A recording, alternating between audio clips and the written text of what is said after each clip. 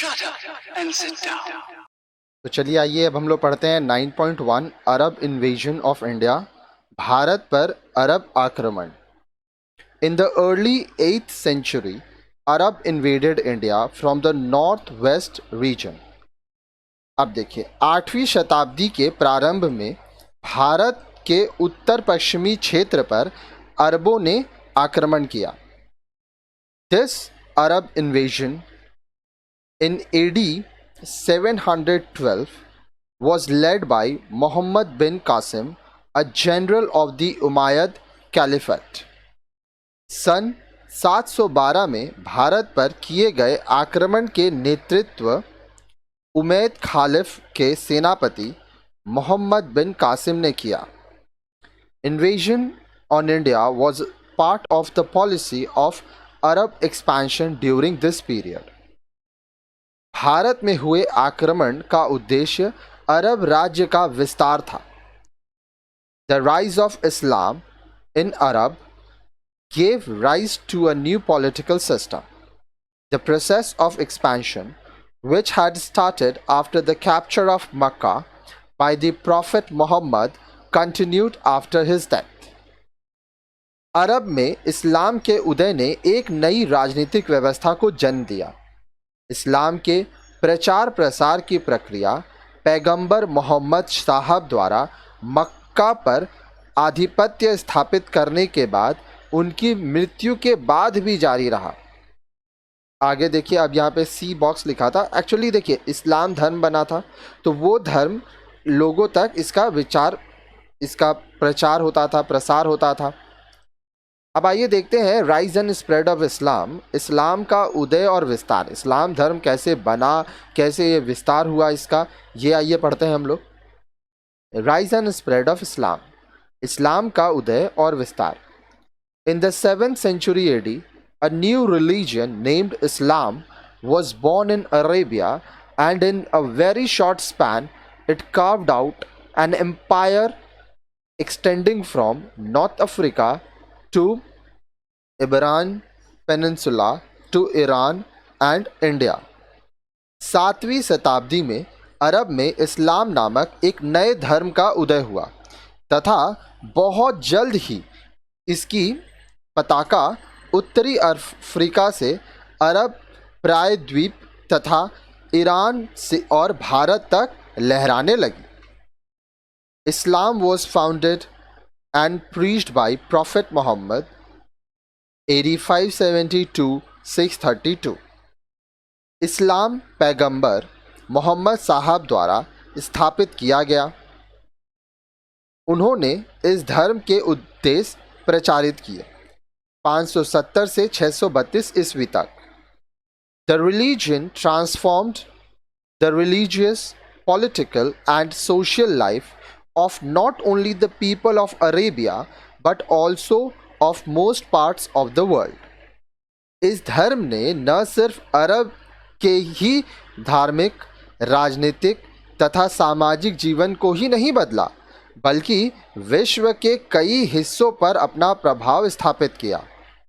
Islam laid emphasis upon belief in one God and its holy book as the Quran.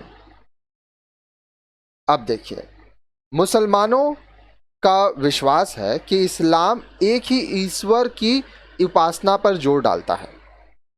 इस्लाम में एक ही भगवान की पूजा होती है और उसकी पवित्र पुस्तक का नाम कुरान है।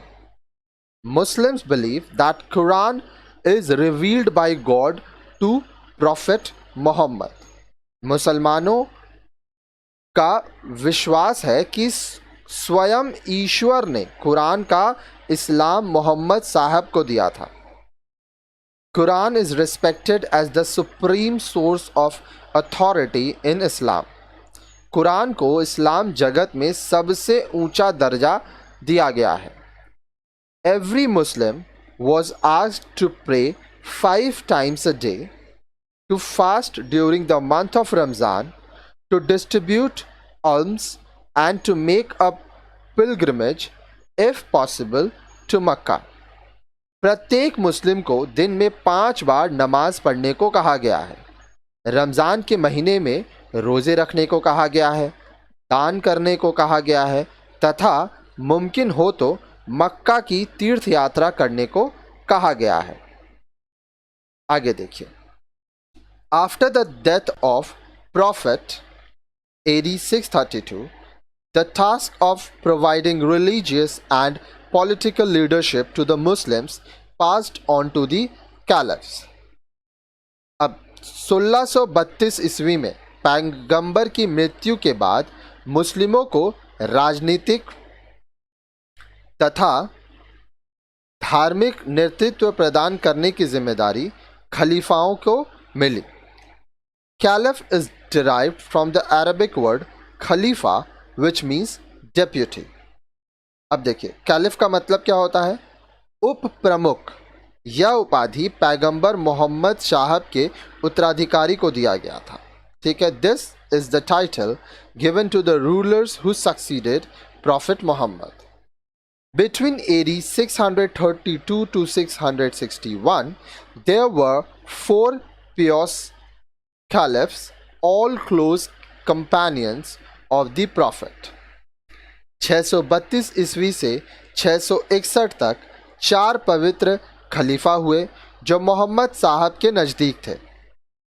The Umayyad caliphate AD 661 to 750 succeeded the pious caliphate. उमैयद खलीफा 661 से 750 ईस्वी तक पवित्र खलीफाओं के उत्तराधिकारी के रूप में आए। Umayyad dynasty gave stability and prosperity to the caliphate. Umayyad वंश ने खलीफाओं को स्थिरता संपन्नता प्रदान की।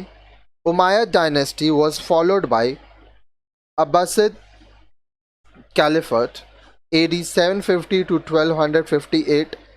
उमैयद वंश के बाद अब्बासिद खलीफा थे। सन 750 से 1258 तक। During the time of later Abbasid, the caliphs began to lose political control and independent Muslim rulers, sultans, emerged in several regions. Abbasid के बाद खलीफा की राजनीतिक शक्ति का कमी होने लगी और विभिन्न क्षेत्रों में स्वतंत्र मुस्लिम शासकों का उदय हुआ जिन्हें सुल्तान कहा गया। The Arab expansion was notable for the speed with which it was accomplished. अरब के विस्तार की कहानी उल्लेखनीय है क्योंकि ये बहुत तेजी से ये फैली। Between AD 633 to 637, Arab conquered West Asia, Jordan, Syria, Iraq, Turkey and Persia. सन 633 से 637 के बीच अरबों ने पश्चिमी एशिया, जॉर्डन, सीरिया, इराक, तुर्कों तथा पर्शिया पर विजय हासिल कर ली। They also conquered parts of North Africa and southern Europe. उन्होंने उत्तरी अफ्रीका तथा दक्षिण यूरोप में भी अपना झंडा लहराया। Between AD 639 to 637, Egypt was also conquered. सन 637 से 639, ये 37 पहले होगा, 39 बाद में होगा, के दौरान मिस्र भी अरबों के अधीन हो चुका था। इजिप्ट को मिस्र देश कहा जाता है। By AD 712, the Arabs had entered Spain and were soon making inroads into southern France. सन 712 तक स्पेन में प्रवेश करने के बाद जल्द ही उन्होंने फ्रांस की ओर कूच किया। By the 8th century AD, the Arabs acquired a core position from Spain to India, connecting the trade of Mediterranean and the Indian Ocean. 8वीं शताब्दी तक अरबों ने स्पेन से लेकर भारत तक भूमध्य सागर हिंद महासागर के व्यापार को संयुक्त करते हुए मुख्य भूमिका हासिल की। आगे देखिए, during the early years of the 8th century, the Umayyads reached the height of their power. 8वीं शताब्दी के आरंभ में उमैयद वंश अपनी सत्ता के सबसे उच्च शिखर पर पहुंचा। They had created the largest ever Muslim state that existed. उन्होंने सबसे विशाल मुस्लिम राज्य का निर्माण किया। Arabs were also attracted by the wealth of India. अरब भारत की समृद्धि द्वारा भी आकर्षित हुए थे। Arab merchants and sailors had brought back stories of great wealth of India. अरब व्यापारी तथा नाविक भारत की संपन्नता की कहानियाँ साथ लेकर जाते थे। वो भारत आते थे व्यापार करने, फिर अपने देश जाके यहाँ भारत की बातें बताते थे वहाँ पर। However, the reason for the invasion of Sindh was to avenge the plunder of Arab ships by pirate of Dibol. हालांकि सिंध पर आक्रमण का कारण दिबोल के लुटेरों द्वारा अरब मालवाहक पोतों में हुई लूट का बदला लेना था। King Dahir refuse to punish the pirates, किंतु राजा दाहिर ने लुटेरों को दंडित करने से इनकार कर दिया। Hajjaj, the governor of Iraq, dispatched an army under the Muhammad bin Qasim. Iraq के शासक हजाज ने मोहम्मद बिन कासिम के नेतृत्व में एक सेना भेजी। He arrived in Sindh in 712 and AD and besieged Dibol, which was situated on the sea coast. After crossing the Indus, he marched forward. वह 712 ईस्वी में सिंध पहुंचा तथा उसने समुद्र तट पर राज कर रहे दिबोल को हरा दिया, उसको पराजित कर दिया और मार डाला। सिंधु नदी को पार करने के बाद वह आगे की ओर बढ़ा। At Rawa, Muhammad bin Qasim attacked Dahir, who was defeated. रावर में मोहम्मद बिन कासिम ने दाहिर पर आक्रमण करके उसे हरा दिया। अरब killed a large number of fleeing soldiers. Dahir was also caught and killed.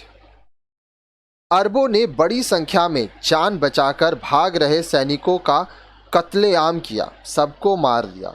Dahir भी पकड़ा गया और मारा गया। Mohammad bin Qasim now proceeded forward and within a short span he conquered various important places in Sindh including ब्रह्मन्नाबाद। Mohammad bin Qasim और आगे बढ़ा तथा जल्द ही उसने सिंध के महत्वपूर्ण स्थानों पर विजय हासिल कर ली। आगे देखिए, ध्यान से पढ़ते जाइए। The economic life of Sindh got disturbed as a result of campaigns of Qasim. Qasim के अभियानों के चलते सिंध की आर्थिक दशा बहुत खराब हो गई थी। A large number of people and merchants had fled from Sindh. बड़ी संख्या में लोग तथा व्यापारी सिंध से भाग गए। He had conquered the major portion of Sindh up to the lower Punjab. उसने पंजाब के निचले हिस्से तक सिंध के महत्वपूर्ण भागों को जीत लिया था। His rule lasted only for 2 years। उसका शासनकाल 2 वर्ष ही चला। However, many Arabs settled down in Sindh and established relation with the local population। हालांकि बहुत से अरब यहीं बस गए तथा उन्होंने स्थानीय लोगों के साथ रिश्ते स्थापित कर लिए। The Arab influence continued for a long period with pockets of Muslim influence established in various parts of Sindh। अरब का प्रभाव सिंध में काफ़ी समय तक चला क्योंकि सिंध के कई हिस्सों में हमें मुस्लिम शासन देखने को मिलता है। अब नेक्स्ट वीडियो में हम लोग मोहम्मद गजनी के बारे में पढ़ेंगे।